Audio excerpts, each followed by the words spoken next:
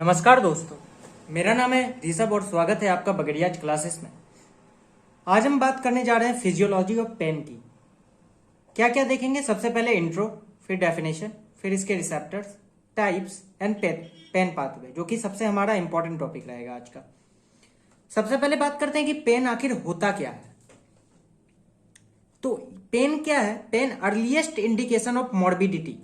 Morbidity का मतलब क्या हुआ? कॉमनली समझो कि हैविंग अ डिजीज, मतलब कोई डिजीज है तो तुम्हें पेन होगा normally. Physiologically it is a protective phenomenon of the nature. Physiological point of view से अगर देखोगे तो यह एक प्रोटेक्टिव फेनोमेना है, ठीक है। और इसके बारे में क्या कहा जाता है? Pain is better felt than express. Pain को एक्सप्रेस करने से अच्छा है कि पेन को ज्यादा महसूस कर सकते हैं हम। पेन को महसूस करके हमें समझ सकते हैं कि आखिर पेन होता क्या है। डेफिनेशन की बात करें तो दो डेफिनेशन पढ़ेंगे। पहला डेफिनेशन क्या है? According to International Association for Study of Pain. एक हमारी कमिटी है, उसे क्या कहते हैं? International Association for Study of Pain. ये क्या कहता है? Pain is defined as an unpleasant sensory and emotional experience associated with actual और पोटेंशियल टिश्यू डैमेज। ये दो बात पर फोकस कर रहा है। एक तो क्या कह रहा है? Unpleasant sensory and emotional experience. Unpleasant यानी कि अच्छा नहीं है, कुछ तो खराब है। और क्या कह रहा है? ये किससे एसोसिएटेड होता है? टिश्यू डैमेज से। यानी कि टिश्यू डैमेज होगा, उसके रिस्पॉन्स में क्या हुआ? पेन हुआ। वो हमारे बॉडी को इंडिकेट करवा रहा है कि हमारे बॉडी में कुछ प्रॉब्लम हुआ है, ठीक है। सैरिंगटन इसे कैसे डिफाइन करते हैं? Pain is physical adjunct of an imperative protective reflex. क्या मतलब हुआ? एडजंक्ट मतलब होता है हेल्पफुल, इंपरेटिव मतलब हुआ crucial, mandatory. Pain is physical adjunct यानी कि पेन हेल्पफुल कर रहा है हमें किस चीज में? प्रोटेक्टिव रिफ्लेक्स के तौर पे, इंपरेटिव प्रोटेक्टिव रिफ्लेक्स। ये थोड़ा सा स्टैंडर्ड डेफिनेशन है, अगर तुम अपने एग्जाम में लिख के आते हो तो ये मार्क्स ज्यादा मिलेंगे। अब बात करते हैं हम नोसिसेप्टिव स्टिमुलाई। इसका क्या मतलब होता है? Stimulus that elicit pain. इसे हम नॉक्जियस स्टिमुलाई भी कहते हैं, ठीक है। यानी कि जिस स्टिमुलस से पेन हो रहा है उसे हम क्या कर रहे हैं? नोसिसेप्टिव स्टिमुलाई या noxious stimuli. Different for different tissue. Different tissue के लिए वो जो स्टिमुलस है वो डिफरेंट हो सकता है। जैसे स्किन के लिए अगर हम प्रिक करते हैं, कटिंग होता है या बर्न होता है, तो वो नोसिसेप्टिव स्टिमुलाई हो गया। जीआईटी के लिए क्या हो जाएगा? अगर म्यूकोसा में इन्फ्लामेशन हो गया या स्मूथ मसल में स्पाज्म आ गया तो यह उसके लिए क्या हो जाएगा? नोसिसेप्टिव स्टिमुलाई हो जाएगा। स्केलेटल और कार्डियक मसल के लिए क्या हो जाएगा? इस्चेमिया नोसिसेप्टिव स्टिमुलाई हो जाएगा। नोसिसेप्टिव स्टिमुलाई से क्या हुआ? पेन एलिसिट हुआ और पेन सेंसेशन हुआ। तो पेन सेंसेशन को हम क्या कर सकते हैं? नोसिसेप्शन, ठीक है। अब बात करते हैं रिसेप्टर की, कि पेन के कौन कौन से रिसेप्टर है। देखो, रिसेप्टर जो होते हैं ना, वो फ्री नर्व एंडिंग्स होते हैं पेन के, जिसे हम नोसिसेप्टर्स कहते हैं। यानी कि तीन वर्ड आए तुम्हारे सामने: नोसिसेप्टिव स्टिमुलाई, नोसिसेप्शन और नोसिसेप्टर। नोसिसेप्टिव स्टिमुलाई क्या हुआ? वो स्टिमुलस जो पेन को एलिसिट कर रहे हैं। नोसिसेप्शन मतलब क्या हुआ? पेन का सेंसेशन। और नोसिसेप्टर मतलब क्या हुआ? Free nerve ending that is the receptor for the pain. अब नोसिसेप्टर के बारे में हम पढ़ते हैं। Present almost every part of the body. लगभग ये हर जगह मौजूद होता है except neural tissue of the brain. Neural tissue of the brain में ये एब्सेंट होगा, पर इसके जो कवरिंग होते हैं ब्रेन के, वहां पे आपको नोसिसेप्टर अच्छे खासे मिल जाएंगे। कोई अगर पूछे नोसिसेप्टर कहाँ नहीं मौजूद है, तो neural tissue of the brain. अब ये जो नोसिसेप्टर होता है ना, ये तीन टाइप का हो सकता है। पहला है ए डेल्टा मैकेनिकल नोसिसेप्टर, दूसरा है पॉलीमोडल सी फाइबर नोसिसेप्टर, तीसरा है अदर नोसिसेप्टर। ए डेल्टा मैकेनिकल नोसिसेप्टर, ए डेल्टा जो होते हैं वो फाइबर होते हैं, आगे देखते हैं। पॉलीमोडल, पॉलीमोडल मतलब क्या होता है? Respond to different stimuli. Polymodal का इतना मतलब समझो कि डिफरेंट स्टिमुलाई को यह रिस्पॉन्ड करता है, ठीक है। नॉन स्पेसिफिक हो गया, है ना। पहला हमने कहा ए डेल्टा मैकेनो नोसिसेप्टर। अब इसके बारे में देखते हैं। अब नाम ही बता रहा है कि ये किसके टर्मिनल्स होंगे? These are terminals of A delta fibre, पहली बात, ठीक है। अब ये जो ए डेल्टा फाइबर होते हैं, ये स्मॉल माइलिनेटेड एक्सोन होते हैं, ठीक है। Discharge only in response to intense mechanical stimuli. यानी कि जब भी मैकेनिकल स्टिमुलाई होगा तभी ये डिस्चार्ज होंगे, ठीक है। दूसरे स्टिमुलाई थर्मल और केमिकल स्टिमुलाई इसको रिस्पॉन्ड नहीं कर पाएंगे। कंडक्ट फास्ट पेन, ए डेल्टा फाइबर जो होते हैं वो फास्ट पेन के लिए रिस्पॉन्सिबल होते हैं क्योंकि इनकी कंडक्शन वेलोसिटी ज्यादा होती है, ठीक है। पॉलीमोडल सी फाइबर नोसिसेप्टर, पॉलीमोडल मतलब मैंने बताया कि respond to different stimuli. These are terminal of C fibre, नाम ही बता रहा है सी फाइबर आ रहे हैं तो टर्मिनल ऑफ सी फाइबर है। अब सी फाइबर क्या होते हैं? ये फाइन अनमाइलिनेटेड फाइबर होते हैं, respond to varieties of stimuli. मैंने कहा ना ये स्पेसिफिक नहीं है, बहुत सारे स्टिमुलाई को रिस्पॉन्ड कर सकते हैं। मैकेनिकल हो सकता है, केमिकल हो सकता है, थर्मल हो सकता है। मेनली क्या होगा? केमिकल एंड थर्मल, क्योंकि मैकेनिकल कौन संभाल रहा है? ए डेल्टा मैकेनोनोसिसेप्टर। अब ये जो सी फाइबर होते हैं ना, ये कैरी करते हैं स्लो पेन को, स्लो पेन पाथवे, क्योंकि इनकी जो कंडक्शन वेलोसिटी होती है वो स्लो होती है, ठीक है। अब बात करते हैं अदर नोसिसेप्टर्स की। इसमें थर्मल नोसिसेप्टर आते हैं जो कि रिस्पॉन्ड करते हैं लेस देन 5 डिग्री सेल्सियस से ग्रेटर देन 45 डिग्री सेल्सियस से, अलग अलग, ठीक है। इसमें फर्दर ये 3 टाइप के हो सकते हैं। Called and methanol sensitive receptor 1, जिसे हम CMR1 कहते हैं। दूसरा क्या है? VR1, वेनिलॉइड receptor 1। तीसरा क्या है? VRL1, ठीक है। एक एक करके देखते हैं। सबसे पहले हम बात करते हैं VR1 की। VR मैंने कहा वेनिलॉइड रिसेप्टर, ये रिस्पॉन्ड किसको करते हैं? वेनिलिन को। एग्जाम्पल के तौर पे कैप्सेसिन। वेनिलिन जो होते हैं क्या होते हैं? ये group of pain producing compound होते हैं, ये केमिकल्स होते हैं, कंपाउंड्स होते हैं जो कि पेन प्रोड्यूस करते हैं। Respond to increase in temperature 43 degree Celsius and change in pH. ये जो VR1 रिसेप्टर है ये 3 चीज को रिस्पॉन्ड करते हैं। वेनिलिन को, अगर 43 डिग्री सेल्सियस से ज्यादा टेम्परेचर हो गया उसको, और पीएच के चेंज को भी। सिर्फ एक चीज को नहीं करते हैं। जबकि VRL1 किसको करते हैं? रिस्पॉन्ड टू टेम्परेचर एवं 50 degree Celsius but not to capsaicin.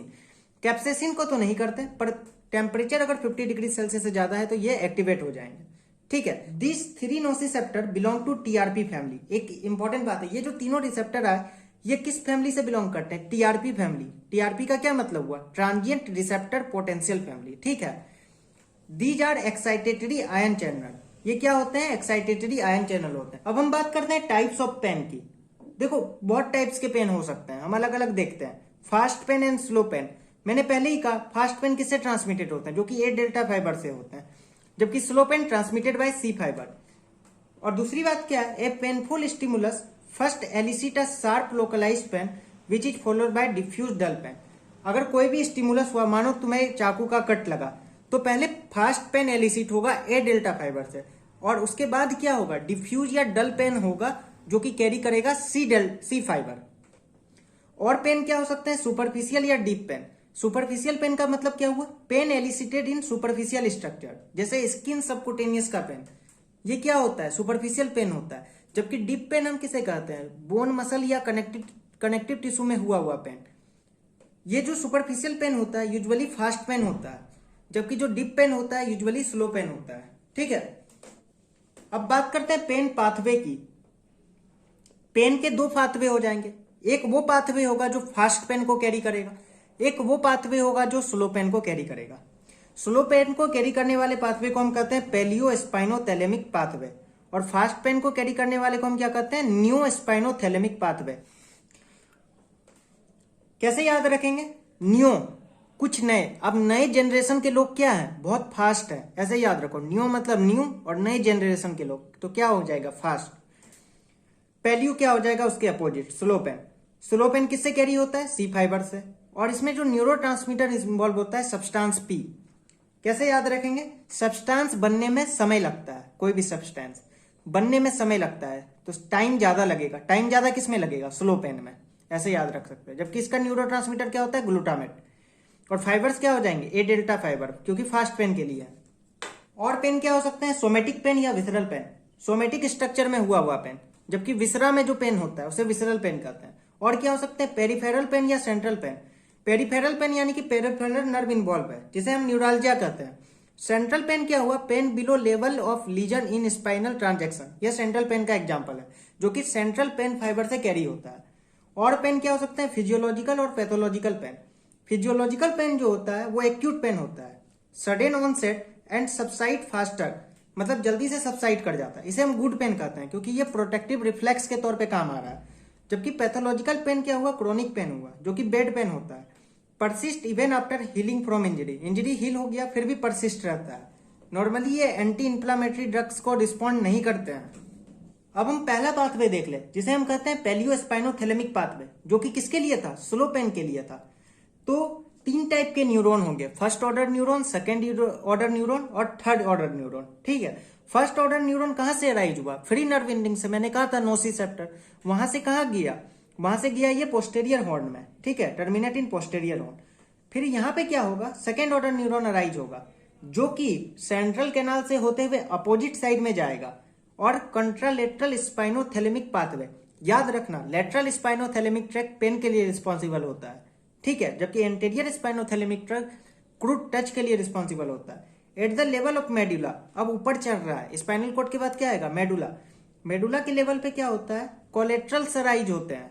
3 type के कोलेट्रल। कोलेट्रल का मतलब क्या हुआ, इससे कुछ ब्रांचेस निकलेंगे, मेन पाथवे से कुछ ब्रांचेस निकलेंगे जो कहां जाएंगे, रेटिकुलर फॉर्मेशन में, मिड ब्रेन न्यूक्लियाई में, हाइपोथैलेमस में। 3 जगह याद रखना, मिड ब्रेन न्यूक्लियाई में कहां जाएंगे, पेरी एक्वेडक्टल, ग्रे मैटर में। इन 3 जगह पे जाएंगे कोलेट्रल फाइबर्स। और ये आगे कहां पड़ जाएगा, main fibre, terminate in the medial nuclear group, जिसे हम क्या कहते हैं, मिड लाइन एंड इंट्रालेमिनर न्यूक्लियाई या non specific nuclei of thalamus, यानी कि थैलेमस में चला गया मेडुला से, जो कि नॉन स्पेसिफिक न्यूक्लियाई में एंड होगा। यहां से थर्ड ऑर्डर न्यूरॉन अराइज होंगे जो कि different area of the cortex में प्रोजेक्ट हो जाएंगे। 3 पार्ट हुआ, पहला स्पाइनल कॉर्ड, दूसरा मेडुला, तीसरा थैलेमस, थैलेमस से फिर कॉर्टेक्स में चले गए। इस पाथवे की क्या क्या फीचर्स देखने को मिले, पहला देखा कि ये कई जगह कोलेट्रल भेज रहा था, तो स्पेसिफिक होगा क्या, नॉन स्पेसिफिक होगा, नॉन स्पेसिफिक होगा ऑब्वियसली। और नॉन स्पेसिफिक होगा तो क्या हम अच्छे से इसे लोकलाइज कर सकेंगे, नहीं, पुअरली लोकलाइज कर सकेंगे। Projection to reticular formation, reticular formation में प्रोजेक्ट हो रहा था। यह क्या चीज में मदद करता है, keeps a person awake, person को सोने नहीं देगा क्योंकि रास एक्टिव है।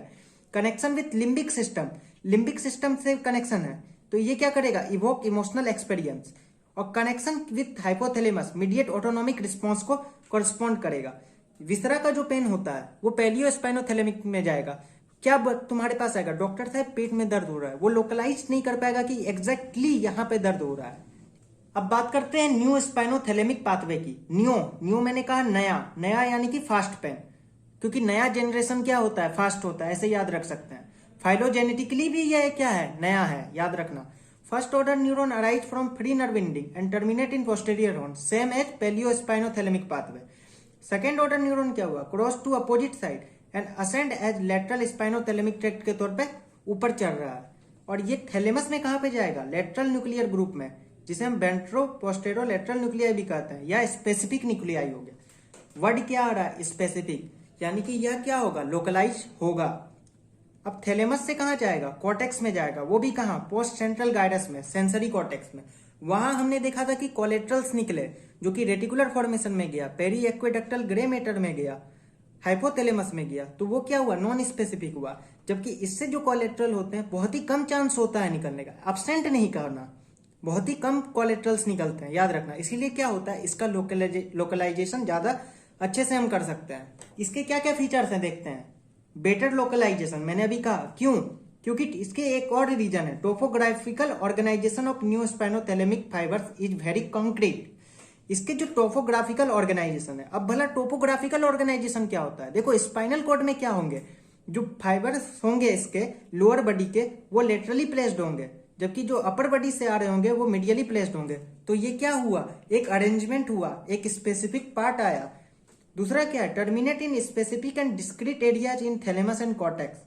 अब इंपॉर्टेंट क्या है कि हमने कहा कि स्पेसिफिक न्यूक्लियाई में ये जाके एंड हो रहा है, जो तुम्हारा फास्ट पेन को कैरी कर रहा है। तो यह क्या हुआ, ज्यादा स्पेसिफिक हुआ, तो इसका लोकलाइजेशन ज्यादा कर सकेंगे या कम कर सकेंगे, अच्छे से कर सकेंगे। इसीलिए यह क्या पुअरली लोकलाइज्ड होगा, बिल्कुल नहीं। पुअरली लोकलाइज्ड कौन था, पेलियो स्पाइनोथैलेमिक पाथवे। इस डायग्राम से हम दोनों पाथवे को समझने की कोशिश करते हैं, ठीक है। ये जो ब्लू वाला है ये क्या है, सी फाइबर से, और ये जो ग्रीन वाला है ये क्या है, ए डेल्टा फाइबर है। ए डेल्टा फाइबर यानी कि फास्ट पेन के लिए, सी फाइबर यानी कि स्लो पेन के लिए। तो पहले, और ये क्या है, डॉर्सल रूट गैंग्लिया है, क्योंकि इसमें स्यूडो यूनिपोलर न्यूरॉन मिल रहा है।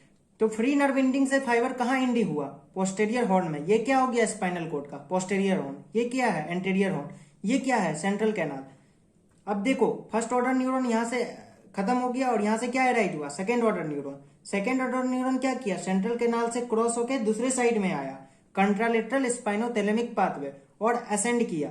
ठीक है, दोनों असेंड कर रहा है। अब यहां से देखो, ये जो है पेलियो स्पाइनोथैलेमिक पाथवे, इससे क्या हुआ, कोलेट्रल निकला। कहाँ कहाँ के लिए, रेटिकुलर फॉर्मेशन के लिए, पेरी एक्वेडक्टल ग्रे मैटर के लिए, हाइपोथैलेमस के लिए, अलग अलग जगह के लिए। तो क्या यह स्पेसिफिक होगा, नहीं होगा। और आगे अपना कहां बढ़ गया, थैलेमस में। कहां पे इंड हुआ, नॉन स्पेसिफिक न्यूक्लियाई में। यहां से क्या हुआ, थर्ड ऑर्डर न्यूरॉन निकला, जो कि कॉर्टेक्स में आपको स्प्रेड हो गया। ठीक है, दूसरा क्या है, फास्ट पेन के लिए है, ए डेल्टा फाइबर। इससे कोई कोलेट्रल निकला, नहीं। ये इंड कहां हो रहा है, बीपीएल, वेंट्रोपोस्टेरोलेटरल न्यूक्लियाई, या स्पेसिफिक न्यूक्लियाई में। और यहां से यह कहां चला गया, पोस्ट सेंट्रल गायरस में, एरिया नंबर 312। तो इस टाइप से हम समझ सकते हैं कि दोनों कैसे डिफरेंस है। इससे मेन डिफरेंस क्या है, कोलेट्रल्स निकल रहे हैं जो कि डिफरेंट पार्ट्स में जा रहा है, जबकि इससे कोई कोलेट्रल नहीं निकल रहा। तो ये कोलेट्रल्स भी कहाँ है, ऊपर ही जाएंगे ना, इसीलिए क्या होगा, नॉन स्पेसिफिसिटी ज्यादा बढ़ जाती है इसकी। Thank you for watching videos. अगर वीडियो अच्छा लगा तो please like, share and subscribe. Thank you, मिलते हैं नेक्स्ट वीडियो।